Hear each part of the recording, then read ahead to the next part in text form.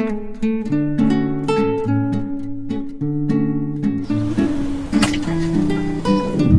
Friends, welcome to Mahathi Sairam channel. ఈరోజు చిన్నారులకు చెప్పబోయే కథ వంచకులు.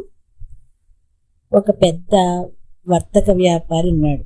అతను చాలా పెద్ద వయసు వాడు. ఇంకా చనిపోవడానికి చాలా తక్కువ టైంలో దగ్గరగా ఉన్నాడు. అంటే సమయం చాలా తక్కువ ఉంది, ఇంకా చనిపోతాడు అనమాట. ఆ టైం దగ్గరగా ఉంది. అలాంటప్పుడు ఆయన తన కొడుకుని పిలిచి ఆ కొడుకుతో చెప్తాడు, నువ్వు ఎక్కడైనా వర్తకం చేయి, ఒక కపిల నగరానికి మాత్రం వెళ్ళకు, అక్కడ మాత్రం వర్తకం చేయకు, ఇంకెక్కడ చేసినా పర్వాలేదు అని చెప్పి ఆయన చనిపోతాడు. అయితే ఆ వర్తకుడు కొడుకు పేరు జయసింహ. అతను వర్తకం చేస్తూ ఉంటాడు.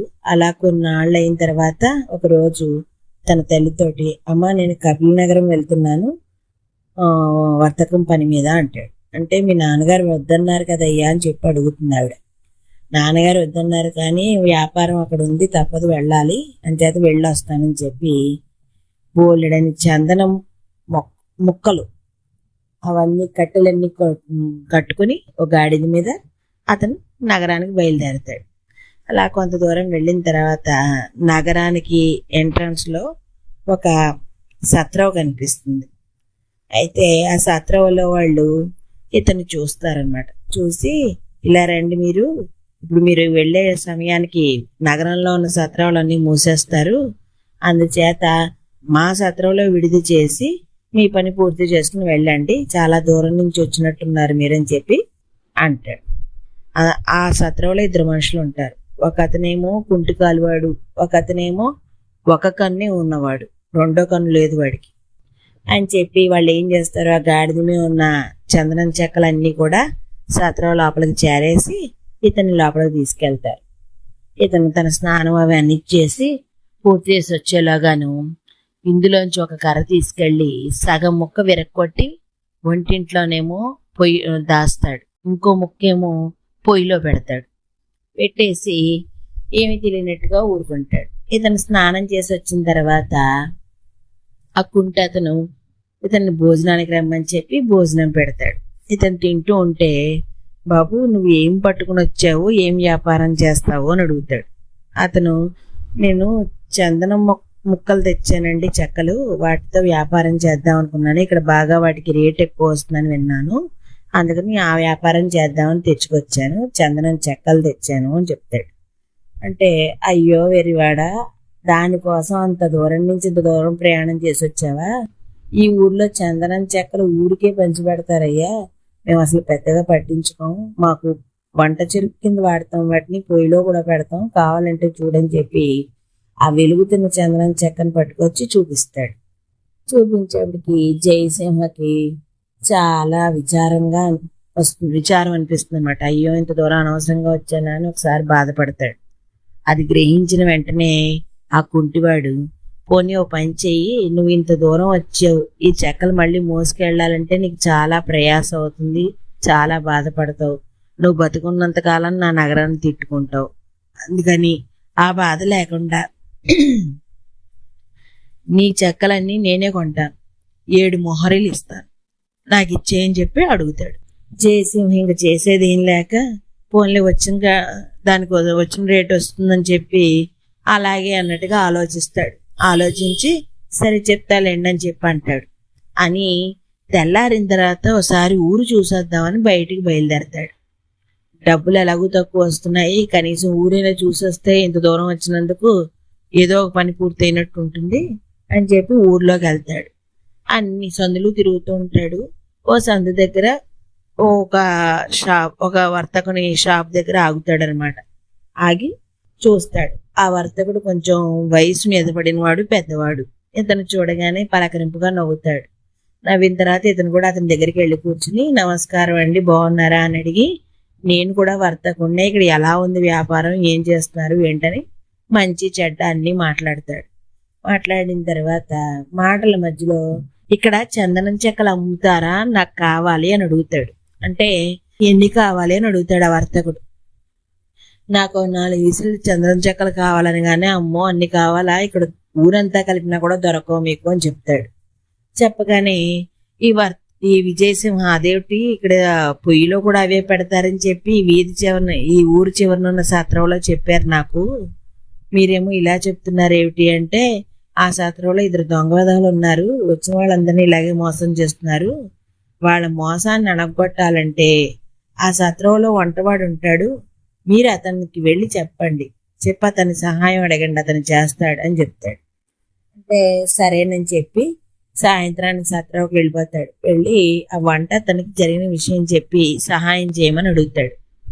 అడిగితే ఆ వంట అతను అంటాడు, ఈ సాయంత్రం ఈ రాత్రికి ఆ మోసగాళ్ల జోష్యుడు వస్తాడు, వాళ్ళు ముగ్గురు కలిసి మాట్లాడుకుంటారు, అది నీ గదిని ఆనుకుని ఇంకో గదిలో కూర్చుంటారు, నీకు వినపడుతుంది, నువ్వు శ్రద్ధగా విను, దాన్ని బట్టి నీకు ఏం అర్థమైతే తెల్లారేక ఆ పని చెయ్యి అని చెప్తాడు. అంటే సరేలే అయితే అని చెప్పి రాత్రి భోజనం చేసి పడుకుంటాడు. ఆ పక్క గదిలోనూ మాటలు వినబడుతూ ఉంటాయి. ఎవరా అని చెప్పి వీడు ఆ చెవి గోడ దగ్గర పెట్టుకుని మాటలు వింటాడు. ఆ కుంటివాడు చెప్తాడు అనమాట, ఒక వర్తకుడు వచ్చాడు, గంధం చెక్కలు తీసుకొచ్చాడు, మొత్తం చెక్కలన్నీ కూడా 7 మొహరీలకు తీసుకుంటామని బేరం కుదిర్చాము, వాటిని మేము తీసుకుని అమ్మితే మాకేం మిగులుతుంది అని జోస్యుడిని అడుగుతాడు. అడిగితే ఆ జోస్యుడు అంటాడు, 7 మొహరీలకు వాడు నీకు అవి ఇస్తే మంచి మాటే, వాడు నాకు బంగారం అక్కర్లేదు, 7 వీసుల ఈగలు నిమ్మని అడిగితే నువ్వేం చెప్తావు అని అడుగుతాడు. అంటే ఆ ఈగలు ఎందుకు అడుగుతాడు అని ఆశ్చర్యంగా చూస్తాడు. ఏమో వాడికి అవి కావాలని అనిపిస్తే నువ్వేం చేయగలుగుతావు అని అంటాడు. అనగానే సరే ఏం చేయాలా, అలా అడిగితే చూద్దాంలే అని చెప్పి అక్కడికి ఆ విషయాన్ని వదిలేస్తారు. తెల్లారిన తర్వాత జయసింహుడు లేచి న్యాయాధిపతి దగ్గరికి వెళ్తాడు. ఆ ఊర్లో ఉన్న న్యాయాధిపతి దగ్గరికి వెళ్ళి, నాకు మీరే న్యాయం చేయాలి, నేను ఇలా వర్తకుణ్ణి, చెక్క పట్టుకొచ్చాను, గంధం చెక్క, వీళ్ళేమో కొంటామని చెప్పారు, ఇప్పుడేమో నేను అడిగింది వాళ్ళు ఇస్తానన్నది, నేను అడిగింది ఇమ్మంటే వాళ్ళు ఇవ్వట్లేదు, నాకు త్వరగా నాకు ఇప్పించేస్తే నాదను, నేను బయలుదేరిపోతాను అని చెప్తాడు. అంటే వాళ్ళని పిలిపిస్తారు. పిలిపించిన తర్వాత, ఏమయ్యా మీరు ఇతని దగ్గర చెక్కలు తీసుకుంటా అన్నారు కదా, అది తీసుకుని ఇవ్వాల్సిన ధనమే ఉంది, అది ఇచ్చేసేయండి అతనికి అని అంటారు. అంటే మేము 7 మొహరీలు ఇస్తామంటున్నామండి, మరి ఆయనేమో కాదంటున్నాడు. అంటే న్యాయాధిపతి అడుగుతాడు, ఏమయ్యా మరి నీకు ఏం కావాలంటే, నాకు మొహరీలు అక్కర్లేదు, 7 వీసులు ఈగలు కావాలి, అవి ఇప్పించండి అంటాడు. అంటే ఈగల మేమెక్కడి నుంచి పట్టరాం, పైగా 7 వీసులు ఈగలు నేనెక్కడి నుంచి పట్టరాగలను, అంచేత నాకు అక్కర్లేదు నైనా, నీ చెక్కలు నువ్వే పట్టుకుపో అని చెప్పి ఆ కుంటివాడు చెప్తాడు. చెప్పేటప్పటికి ఇంకా వీళ్ళ మోసం ఫలించలేదనుకుని వాళ్ళ చెక్కలు ఇచ్చేస్తారు. ఇతను ఆ చెక్కలు తీసుకుని వ్యాపారం చేసుకుని డబ్బులు సంపాదించుకుంటాడు. సంపాదించుకుని తిరిగి ప్రయాణం అవుదాం అనుకునే టైంలోను ఈ కుంటివాడు ఇంకో న్యాయాధిపతి దగ్గరికి వెళ్ళి ఇతని మీద ఫిర్యాదు చేస్తాడు. ఏమని, ఇతను చిన్నప్పుడే ఓ కన్నుతో పుట్టాడు, రెండో కన్ను లేదు, వాళ్ళ నాన్న నాకు బాగా తెలుసు, ఆయన నా దగ్గరకు వచ్చి బాధపడితే సరే ఒక కన్నుని అరివిస్తాను అని చెప్పి నా కన్ను ఒకటి అరివిచ్చాను, ఆయన పోయాడు, ఇతను స్థితిమంతుడయ్యాడు, బాగానే సంపాదించుకున్నాడు, ఇప్పుడు నా కన్ను నాకు ఇమ్మంటే ఇవ్వట్లేదు, నా కన్ను నాకు ఇప్పించండి అని చెప్తాడు.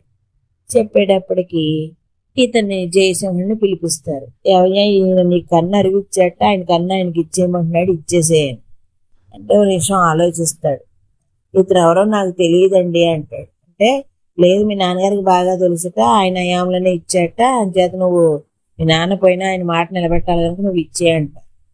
అంటే ఓ నిమిషం ఆలోచించి సరే అలాగే ఇచ్చేస్తాను, ఓ పని చేద్దాం, ఈయన ఏం చేశాడో నాకు తెలియదు, చెప్పడానికి మా నాన్న లేడు, పోయాడు కనుక నాదో కన్ను ఆయనదో కన్ను పీకుదాం, 2 చూద్దాం, తూకం వేద్దాం, బరువులు అన్ని సమంగా ఉంటాయి కనుక అది ఆయన కన్ను కిందే లెక్క, ఆయనకి ఇచ్చేస్తాను అని చెప్పి అంటాడు. అనగానే న్యాయాధిపతి అంటాడు, ఇది నిజమే, సబబుగా చెప్పాడు, సరే 2 కన్ను పీకండి, పీకితే తూకం వేద్దాం అంటాడు. అనగానే ఇక ఒక కన్ను ఉన్నవాడికి కంగారు పడుతుంది, ఎందుకంటే ఒక కన్ను అసలే లేదు, ఉన్న ఇంకో కన్ను కూడా పీకెత్తే ఇప్పుడు పూర్తిగా గుడ్డివాడైపోతాడు. అందుకు భయపడి ఎందుకులేండి దానం ఇచ్చింది మళ్ళీ అడిగి తీసుకుంటే బాగుండదు, ఆ కన్ను వాడిని ఉంచుకోమనండి, నాకున్న ఒక కన్ను చాలని చెప్పి అక్కడి నుంచి పరాయణం తెగించుకుంటాడు. దాంతో బతుకు జీవుడా అని ఈ జయసింహ సంపాదించిన డబ్బులు మూటగట్టుకుని ఈ నగరానికి ఒక దండంరా బాబు, అందుకే మా నాన్న ఇక్కడికి వెళ్ళొద్దన్నాడు, మనుషులు మింగేసే నగరంలా ఉంది ఇదని చెప్పి ఇంకెప్పుడు ఈ పక్కన వ్యాపారం చేయకూడదని మనసులో నిశ్చయించుకుని అక్కడి నుంచి ఇంటికి బయలుదేరిపోతాడు. ఇది కథ. అలాంటి వంచకులు చాలా మంది దేశంలో ఉన్నారు, అందుకని జాగ్రత్తగా ఉండాలి. తస్మాత్ జాగ్రత్త.